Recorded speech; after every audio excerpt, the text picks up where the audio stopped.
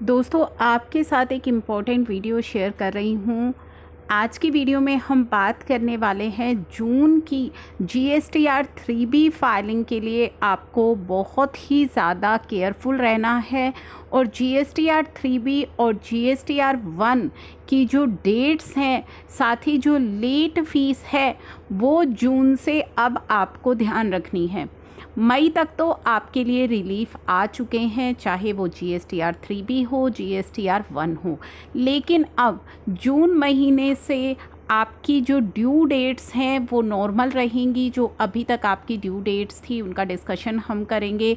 Late fees के अंदर बहुत ही बड़ा चेंज हो गया है, वो भी हम डिस्कस करेंगे। तो पहली तो चीज़ हम बात करते हैं अपनी GSTR 1 की। तो दोस्तों GSTR 1 जून महीने के लिए GSTR 1 की जो डेट्स हैं वो एक्सटेंड नहीं हुई हैं। जो आपकी पहले डेट्स थी, यानी कि अगर आप मंथली फाइलर हैं तो 11 तक आपको अपनी GSTR 1 की फाइलिंग करनी है, उस डेट में अब एक्सटेंशन नहीं होगा। अगर आप क्वार्टरली फाइलर हैं तो पहले 2 महीने, क्वार्टर के पहले 2 महीने तो आप IFF फैसिलिटी को यूज़ कर लेते हैं, लेकिन जब क्वार्टर एंड होता है यानी कि अप्रैल मई जून जो आपका क्वार्टर ख़त्म हो रहा है, उस समय आपको अपनी GSTR 1 की फाइलिंग करनी है। ठीक है, तो अप्रैल मई जून क्वार्टर की जो GSTR 1 की डेट है वो एक्सटेंड नहीं हुई है, वो आपको फाइल करनी है 13 जुलाई तक। ओके, जो नॉर्मल आपकी डेट चलती थी पहले, एक्सटेंशन से पहले, वही आपकी डेट्स रहेंगी। तो 13 जुलाई तक आपको फाइल करनी है। GSTR 1 फाइलिंग में आपको ध्यान रखना होता है कि जो इन्वॉइसेस आप IFF में दिखा चुके हैं उसको दोबारा से आपको अपनी GSTR 1 में नहीं दिखाना है। ओके, अगर आपने GSTR 1 submit stage save stage पर है, उसे आप पहले सबमिट स्टेज पर है उसे फाइल कीजिए। अदरवाइज़ जब आप GSTR 1 फाइल करेंगे तो एरर आ सकती है। तो GSTR 1 की तो हमने बात कर ली। अब हम बात कर लेते हैं GSTR 1 की लेट फीस की। उसके बाद हम बहुत ही इंपॉर्टेंट डिस्कशन करने वाले हैं GSTR 3B की डेट्स को लेकर, और जो एक इम्पॉर्टेंट जून महीने की GSTR 3B में आपको काम करना है वो हम डिस्कस करेंगे। तो पहले GSTR 1 की जो नई डेट्स हैं एक बार वो मैं आपको जल्दी से बता देती हूँ, उसके बाद हम बढ़ेंगे अपनी GSTR 3B पे। तो दोस्तों GSTR 1 की जो लेट फीस है उसके अंदर बहुत ही बड़ा चेंज कर दिया गया है, रैशनलाइज कर दी गई है आपकी लेट फीस। ये नोटिफिकेशन आई थी 1 जून को, इसमें ये चेंज किया गया था। अगर आपकी आउटवर्ड सप्लाई नील है, यानी कि अगर आपकी GSTR 1 नील है, तो मैक्सिमम कैपिंग लगा दी गई है अब 250 रुपये की। जी हाँ, 250 रुपये की मैक्सिमम कैपिंग अब आपकी लेट फीस पर लग गई है। अगर आपकी नील नहीं है और आपका टर्नओवर 1.5 करोड़ रुपए तक का है तो मैक्सिमम अब आपकी GSTR 1 की जो लेट फीस रहेगी वो 1000 रुपये रहेगी, यानी कि 1.5 करोड़ तक टर्नओवर वालों की 1000 रुपये अगर नील नहीं है तो।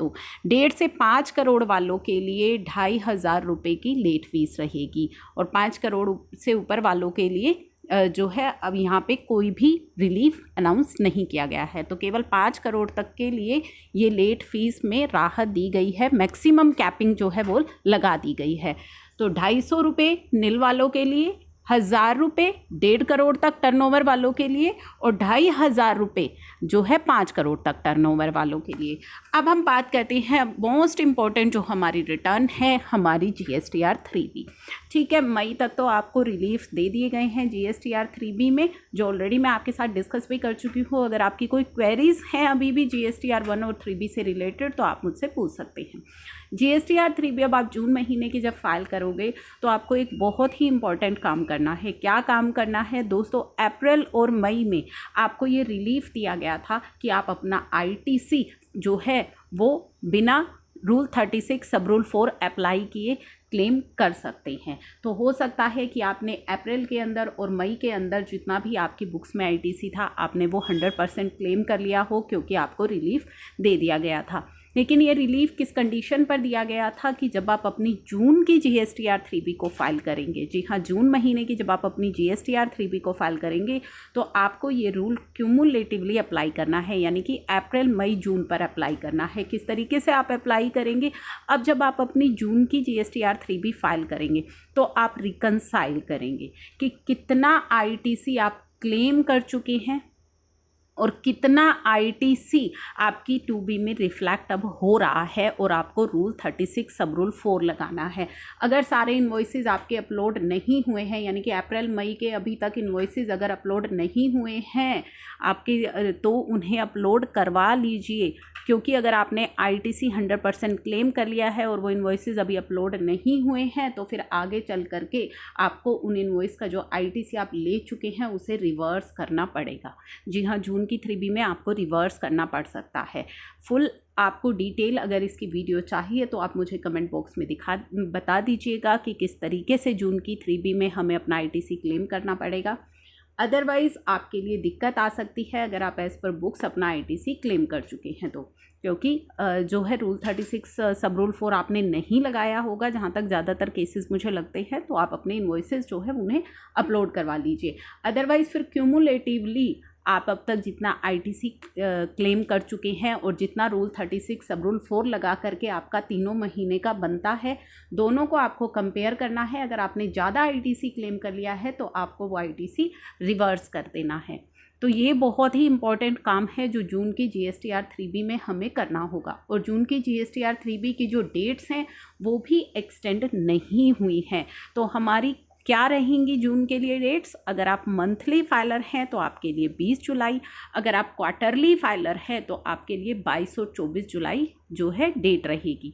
तो अकॉर्डिंग टू योर स्टेट जो भी 22 और 24 है वो रहेगी।